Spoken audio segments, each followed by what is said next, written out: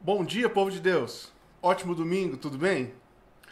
Irmãos, sejam muito bem-vindos à nossa contação de história com pitadas de moral da história e um pouquinho de aplicação pessoal às nossas vidas, né?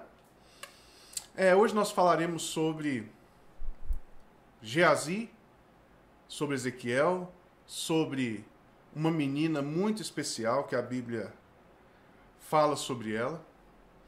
Ok? Oremos. Pai Santo, Pai de amor, de infinita graça. Muito obrigado, Senhor, por mais este dia. Muito obrigado, Senhor, porque o Senhor tem se revelado a nós. Muito obrigado, Senhor, porque a Tua palavra é lâmpada, é luz para o nosso caminhar. Pai, em nome de Jesus, que nós possamos receber nessa manhã um pouco mais de luz, luz do Senhor. Eu te peço em nome do Senhor Jesus, para que possamos viver corretamente, possamos entender as coisas, possamos analisar como estamos caminhando, como devemos caminhar, o quanto somos dependentes do Senhor. Assim como a Tua palavra nos diz, tudo que foi escrito para o nosso direcionamento, para o nosso exemplo. Em nome de Jesus, que nós aprendamos com a Tua palavra, em nome de Jesus. Pai Santo, cura, trabalha, Senhor, cada irmão que está ouvindo essa live, cada irmão que está ouvindo esse estudo, cada irmão que está sendo sensível à Tua voz. Cura os Teus filhos, seja em qual área for. Eu te peço em nome de Jesus. Fala conosco. Amém. Irmãos, vamos lá. Nós paramos no momento em que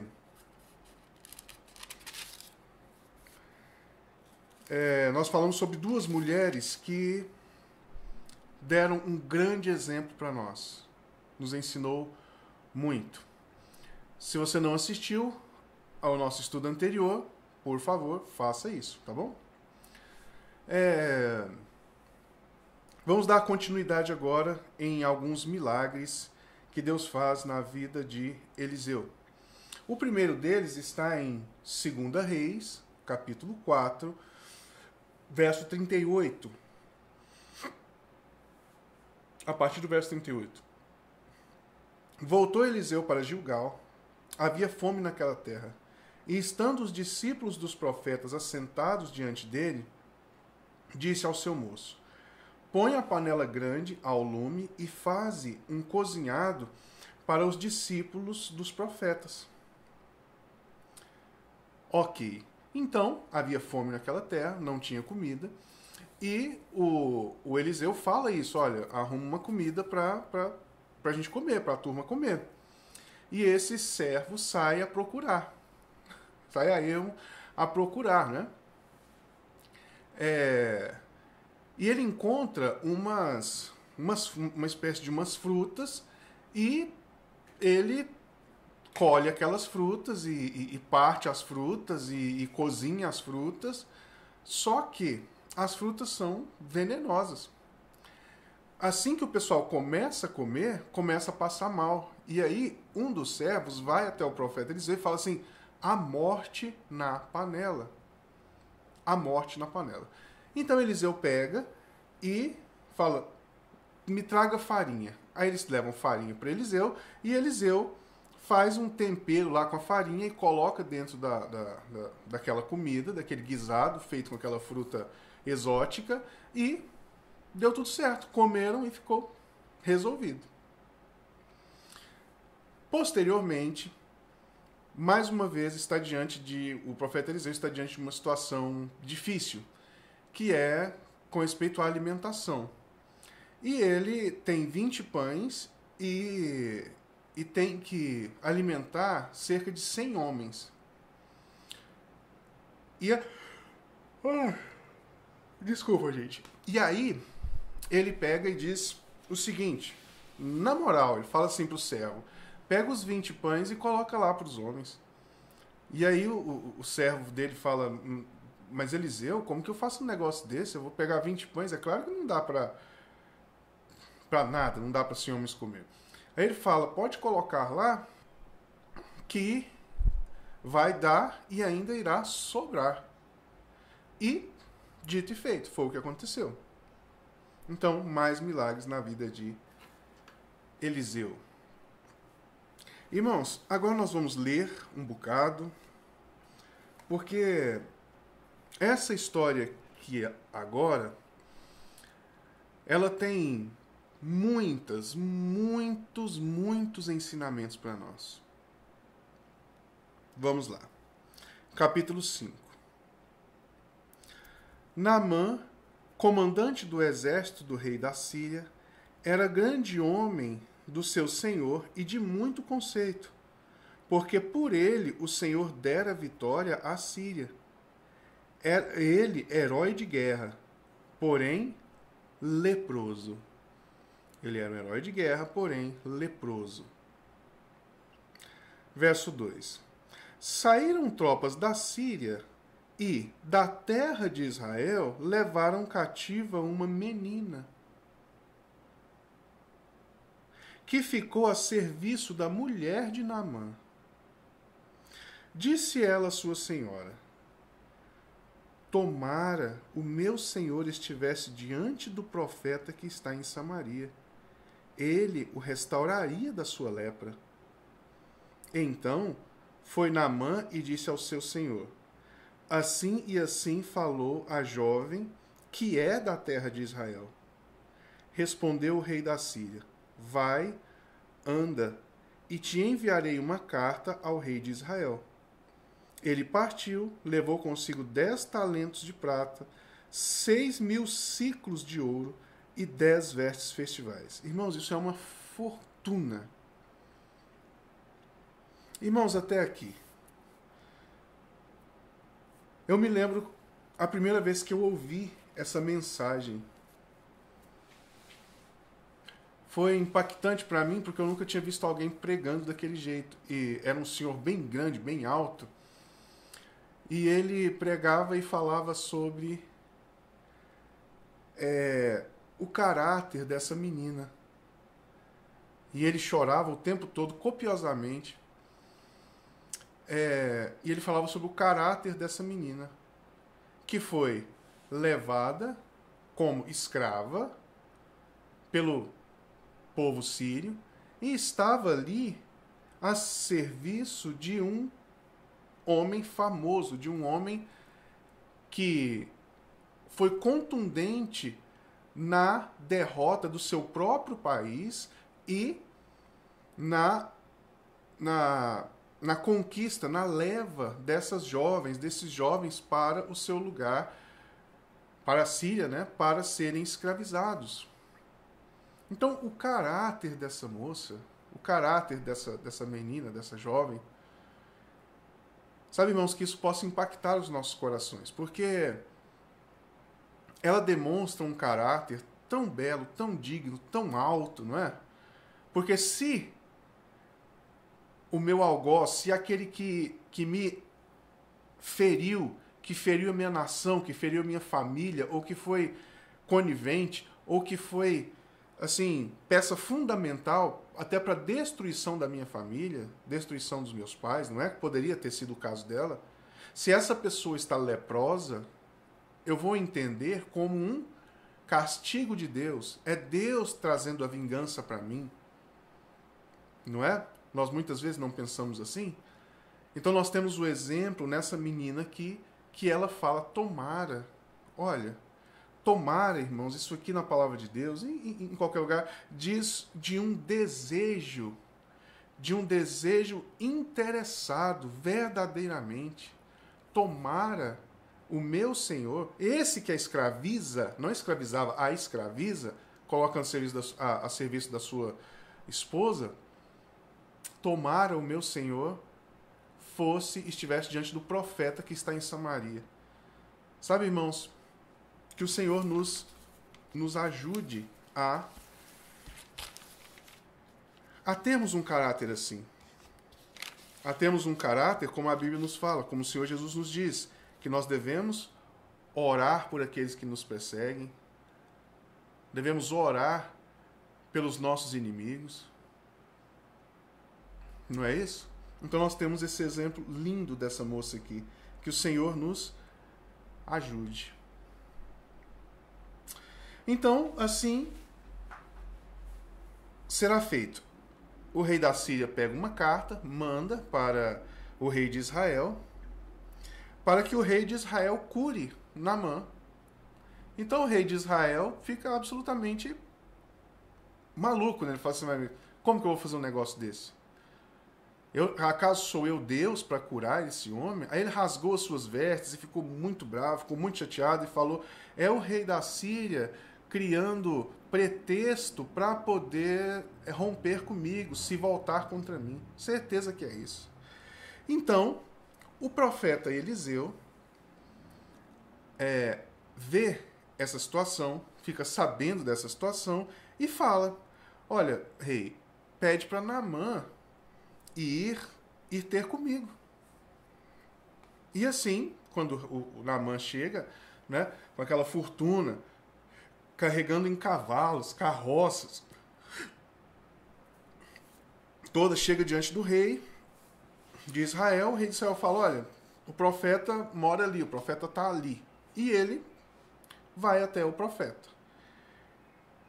O profeta, sabendo que ele está chegando, diz o seguinte, fala para um dos moços dele, fala para o moço dele assim, olha, vai lá e fala para Naamã dar 7 pulos, dar 7 mergulhos no Rio Jordão. Irmãos, mais lição para nós, não é?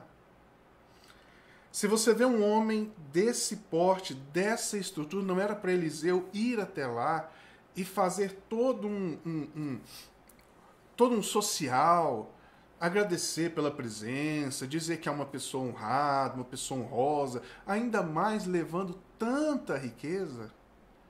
Não seria assim? Não é assim que a gente faz? Não é assim que a gente avalia as coisas? Nossa, olha, nossa, que o senhor está aqui e tal. Tanto é assim que Naamã fica bravo demais. Naamã fala, mas espera aí, olha quem eu sou um herói de guerra, eu sou um guerreiro condecorado, eu sou um grande homem, eu sou ali a mão direita do rei da Síria, olha quanta riqueza eu trouxe.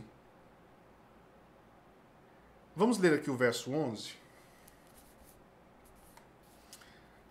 Naamã, porém, muito se indignou e se foi embora, dizendo, pensava eu que ele sairia a ter comigo, por-se-ia de pé, e invocaria o nome do Senhor, seu Deus, moveria a mão sobre o lugar da minha lepra e restauraria o leproso. Eu pensei que fosse assim. Eu pensei que eu chego assim, e o profeta ele vai, né, se colocar de pé diante de mim e fazer o ritual, não é? Ali, agradecido por ter aquele grande homem na frente dele. Ele fica bravo. Ele fala, não. Então nós temos 2 lições aqui. Tanto para os profetas, tanto para nós, para que nós não avaliemos as coisas nesse sentido, com esse tipo de interesse de status social, interesse de benefícios financeiros, não é? Por quê? Eliseu poderia agora dizer, veio aqui Naamã, nada mais, nada menos que, e falar tudo que Naamã é, não é? Olha que status social, até Naamã veio aqui, lembra de Elias? Elias, o povo tudo fugindo e tal, Elias teve que fugir, essa coisa tudo, mas eu não. Olha como Deus me abençoou. O Naamã veio aqui, amando do rei de Israel. Estou fazendo um favor para o rei de Israel, que rasgou suas vestes em desespero, eu estou resolvendo a vida dele, e entende o quanto seria interessante para Eliseu essa situação? Estou resolvendo a vida, estou fazendo tal, não é? Mas Eliseu fala, olha, vai lá e fala para ele fazer isso. Pronto, tá aí. E Naamã fica bravo, bate o pezinho e vira as costas. Aí os seus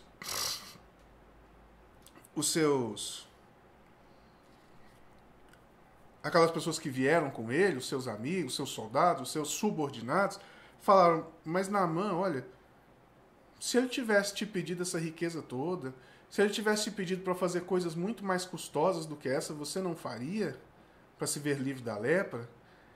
Então eles conseguem convencer a Naamã. Naamã, então, vai lá no rio, pula as muitas vezes, as 7 vezes, e fica limpo. Naamã, então, volta para falar com o profeta Eliseu. Vamos ler aqui o capítulo, a partir do versículo 15. Voltou ao homem de Deus, ele e toda a sua comitiva. Irmão, só para levar aquela riqueza, era uma turma que andava com ele. Veio, pôs-se diante dele e disse: eis que agora reconheço que em toda a terra não há Deus, senão em Israel. Agora, pois, te peço, aceites um presente do teu servo. Olha que postura diferenciada. Olha o que Eliseu, o impacto que Eliseu causou na vida de Naamã. Observe, irmãos, que se Eliseu chega lá e faz conforme Naamã queria, conforme Naamã estava na mente de Naamã, ele ser super aceito, e ser, chega aí, senta aqui, a gente não tem nada não, mas a gente tem um café aqui, a gente assou um pão de queijo, seu Naamã, senta aí, nós vamos curar o senhor aqui agora, deixa essas riquezas aí para nós. Percebe que não surtiria esse impacto? De jeito nenhum. Por quê? Ficaria elas por elas, ficaria um pagamento. Agora Eliseu, não, ele falou: eu não quero absolutamente nada. Nada. A obra é de Deus, você vai lá. O meu servo falou para você ir lá e vai lá e faz e resolve. Então ele chega à conclusão que o milagre, irmãos, ele é composto. Ele não é só aquele pontinho, só a limpeza, mas ele é composto de uma série de circunstâncias. Uma série de circunstâncias. Um dia a gente vai estudar mais sobre milagre. O que é um milagre? Não é só o ponto em si, mas toda a circunstância que circunda, né, aquele ponto específico. Então, Naamã chega, Naamã é um sírio, e chega e fala: olha, eu sei que não há Deus em outro lugar a não ser o Deus de Israel. Portanto, aceite, Eliseu, os meus presentes. Então Eliseu vai dizer, verso 16: porém ele disse: tão certo como vive o Senhor, em cuja presença estou, não aceitarei. Olha, instou com ele para que o aceitasse, mas ele recusou. Tudo isso, irmãos, faz parte do milagre, faz parte da ação de Deus, faz parte do caráter de Cristo, do caráter de Deus no profeta, impactando a vida de Naamã. Não, você não vai ter um pagamento. Não vai ser assim. Você não vai pagar por esse favor que você recebeu. Você não vai pagar nada.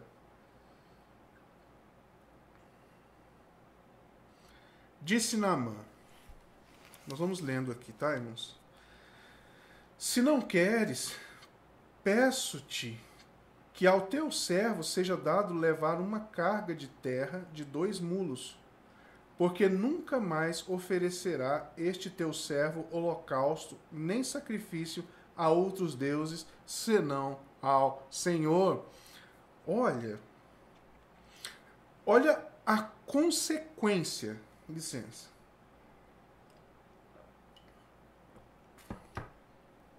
Tá bom, Eliseu, eu estou te oferecendo um pagamento e tal. Porque você falou com seu Deus e tal, e você paga seu Deus, resolve isso com seu Deus e tal. Mas aqui ele está dizendo, Naamã disse: se não queres, se você não quer, Tá bom, então esse é o verdadeiro Deus mesmo. Porque os deuses sírios, os deuses, todos eles são a base de troca. Você faz uma coisa, recebe outra, faz uma coisa, recebe outra. Aqui não. Então ele fala, olha, me dê terra para eu levar para minha casa, terra daqui, porque eu vou oferecer sacrifício, holocausto, na terra daqui, para o Deus daqui. Tudo isso, irmãos, tem a ver com o caráter do profeta que está dizendo, olha, eu não quero nada seu. Foi um favor de Deus, não fui eu quem fiz. Foi um favor de Deus, então você pague a Deus. É Deus que você tem que, a Deus que você tem que honrar, a Deus que você tem que louvar. Não tem como pagá-lo, não tem jeito. Não tem jeito de pagar? Não. Então é esse Deus que eu vou louvar para o resto da minha vida. São as palavras de Naamã.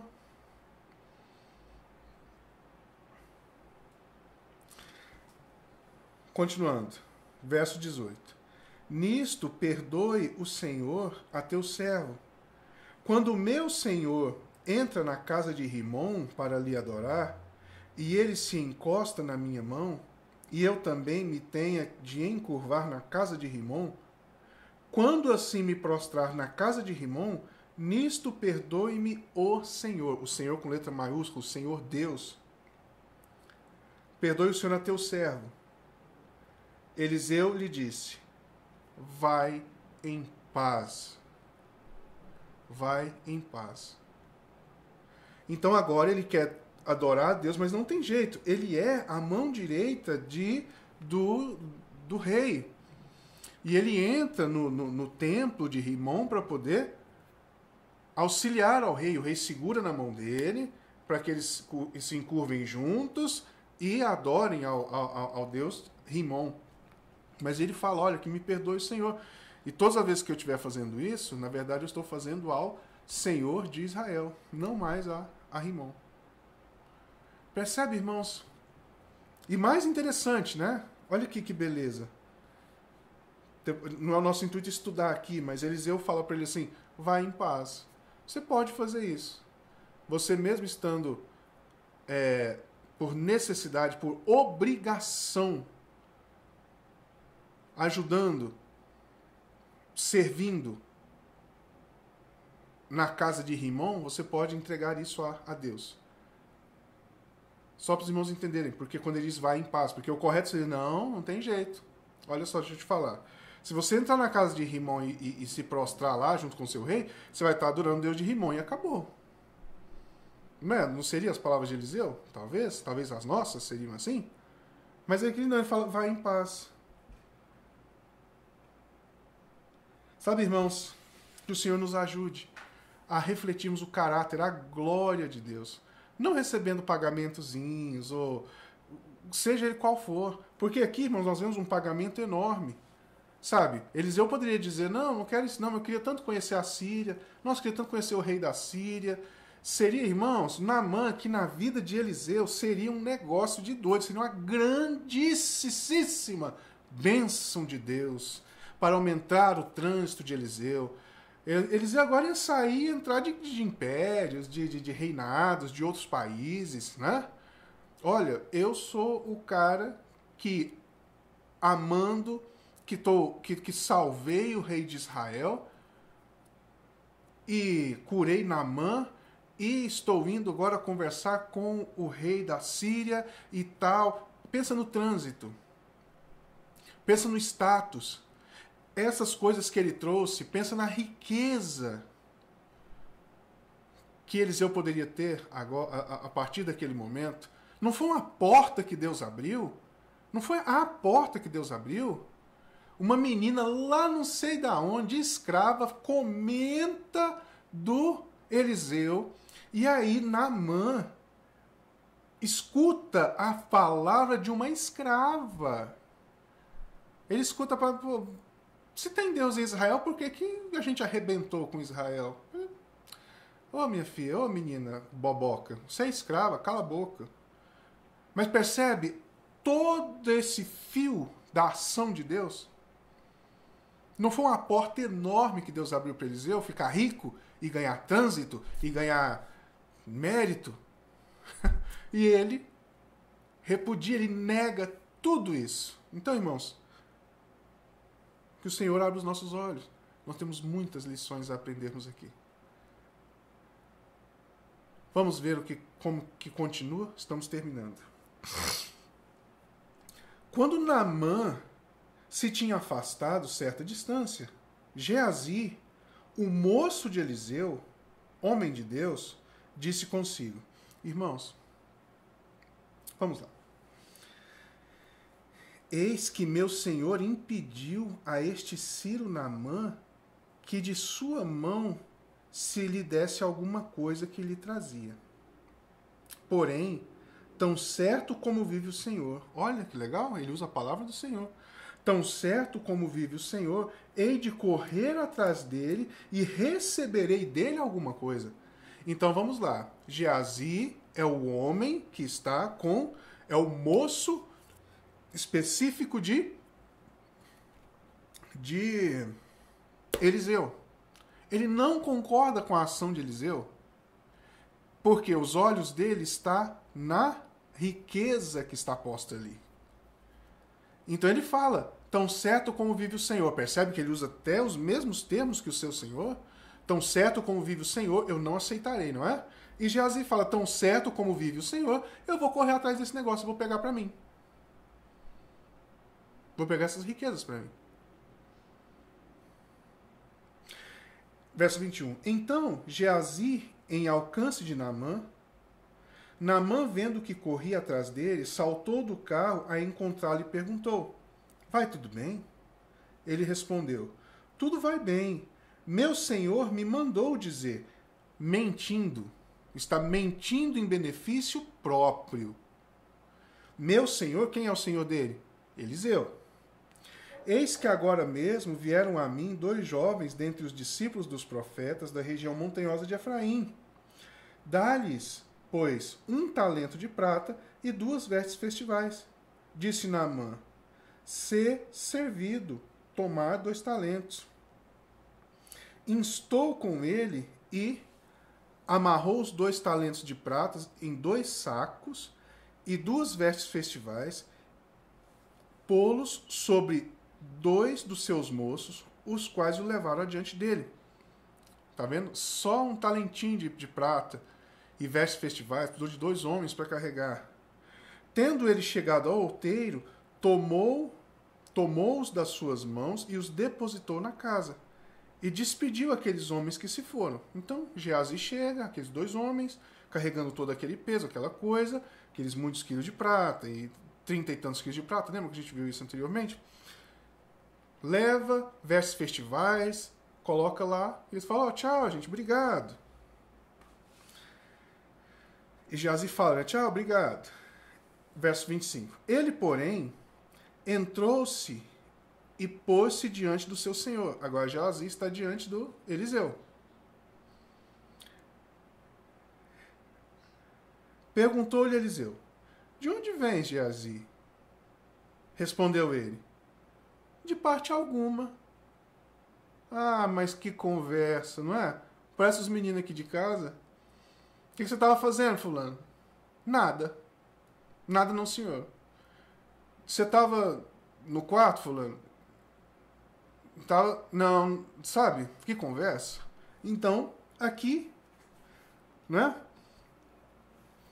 Olha, respondeu ele, parte alguma. Verso 26. Porém ele lhe disse, porventura não fui contigo em espírito quando aquele homem voltou do seu carro a encontrar-te? Era isto a ocasião para tomares prata e para tomares vestes olivais e vinhas, ovelhas e bois e servos e servas? Servir alguém, um milagre para alguém, é a ocasião para você se enriquecer? Essa é a pergunta que Eliseu faz a Geazi. Para você tomar todas essas coisas, é isso mesmo? É o momento? É o momento de dificuldade de uma pessoa? É o momento em que ela está procurando a Deus? É o momento de você se enriquecer com essa ação? É isso, Geazi?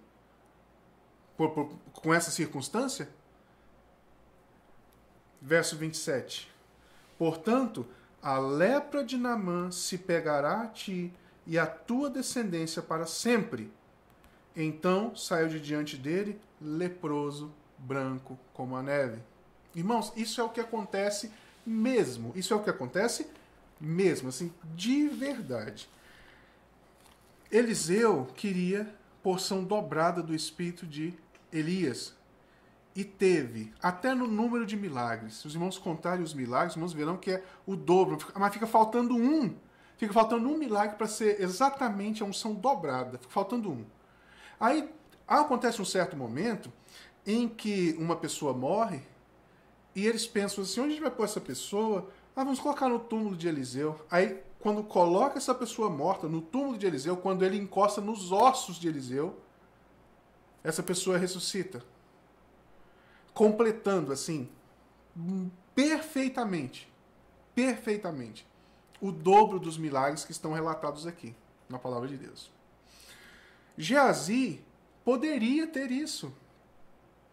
Geazi poderia ter o dobro da unção de Eliseu, mas ele preferiu riquezas, ele preferiu a gratidão, ele preferiu o momento de se utilizar da gratidão, do momento de dificuldade, da doença de Naamã para se enriquecer.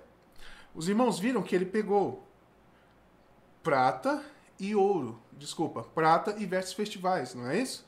Mas aí Eliseu pergunta: acaso essa ocasião, esse momento, é o momento de você conseguir mais servos, mais vinhas, mais olivais? É o momento de você se aproveitar dessa ocasião? Então agora você está leproso. Irmãos, trazendo para o âmbito espiritual, para a gente terminar, a lepra significa o pecado. A lepra, no Velho Testamento, significa o pecado. Quando nós fazemos isso, irmãos, quando nós nos aproveitamos da necessidade de alguém, da gratidão de alguém, da religiosidade de alguém, para nos beneficiarmos e nos enriquecermos, nós já estamos leprosos. Então, irmãos, que o Senhor nos ajude, que o Senhor nos ensine. Em nome de Jesus, que nós sejamos muito cautelosos, muito cuidadosos. Em nome de Jesus. Pai Santo, fala aos nossos corações. A Tua palavra nos diz que tudo que foi escrito anteriormente, Pai, é para exemplo nosso, é para que possamos aprender, é para que possamos crescer, é para que possamos ter clareza, sabermos o que devemos fazer, o que não devemos fazer, não ouvirmos os nossos próprios desejos, mas nos atentarmos àquilo que o Senhor fala aos nossos corações e obedecermos. Nos atermos ao que o Senhor fala aos nossos corações. Pai Santo, abençoa cada um dos irmãos, faz com que essa palavra possa, em nome de Jesus, frutificar 100 por 1. Pai, em nome de Jesus, abençoa o almoço, abençoa a tarde, abençoa a nossa reunião à noite, nossa reunião de ceia. Em nome de Jesus, Pai, reina sobre nós, guia-nos, dá-nos sabedoria, dá-nos inteligência, dá-nos, Senhor, disposição, dá-nos, Senhor, amor pelas pessoas. Em nome de Jesus. Amém. Irmãos, muitíssimo obrigado, Jesus abençoe, ótimo domingo, ótimo restante de domingo, né? E até a noite.